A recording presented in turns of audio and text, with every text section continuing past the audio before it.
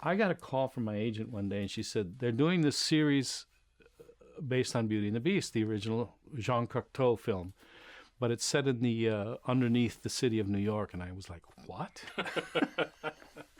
They're doing what? That's your first reaction. Well, go see them. Go have a meeting with them. So I went and had a meeting with them. There were two writers. One was Ron Koslow, and the other one was George R.R. Martin. They were the original writers of this show. Does that last name ring a bell? And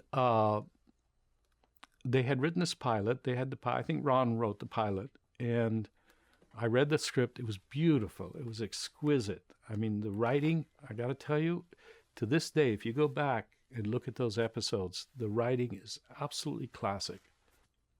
And I said, what are you looking for? And he said, I want something very classic, very beautiful, And he said something to me that was very valuable. He said, when they're underneath, it's safe. But when they go up top, it's dangerous. So he said, you show me that contrast in the music. And that was it. That set the series. Now, the bad news was they needed to record in 5 days when they signed me. So I had 5 days to do 25 minutes of music. And I sat down with the film and I started working on it, and I could not come up with a theme. So I wrote one of the chase scenes, and then I wrote one of the suspense scenes, but I could not come up with a theme. I couldn't come up with a theme. I was having like the terrible time. I said, okay, this is the end of my career. I'm done. I'm finished. They're going to throw me away. They're going to say, go back, wherever you came from.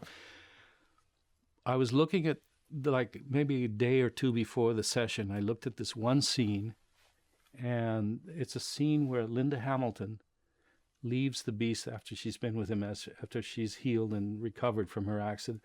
She starts to walk out from down below up to the street, and there's an open brick wall, and there's a shaft of light coming through it. And they had shot it beautifully. She turned and she walks towards that shaft of light. And I looked at that, I said, maybe nice lonely oboe solo, and I started playing the theme, and there it was.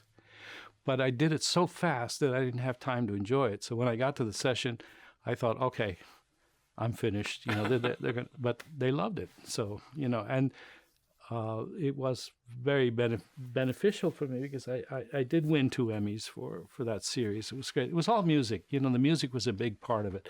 They had poetry in it. They had Ron Perlman reciting poetry, and they wanted music underneath it.